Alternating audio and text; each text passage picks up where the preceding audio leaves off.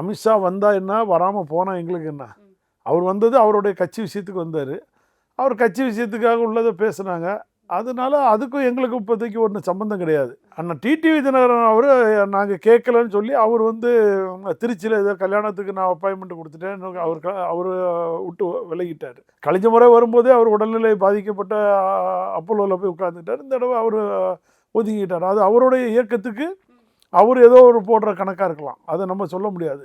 ஆனால் தொண்டர்கள் உரிமை மீட்பு குழு வச்சு நடத்தி புரட்சித் தலைவர் விதியை மாற்றி சதி பண்ணின எடப்பாடி பழனிசாமியை என்டிஏக்கு தலைவராக உட்கார வச்சுட்டு போனதுனால அதை ஏற்றுக்கிட்டதுக்கு அண்ணன் ஓபிஎஸ் அவர்களுக்கு ஏற்றுக்கொள்ள முடியாது. அண்ணன் ஓபிஎஸ் அவர்கள் இல்லை, அதிமுகவில் இருக்கிற 1.5 கோடி தொண்டனுமே ஏற்றுக்கிட மாட்டான்.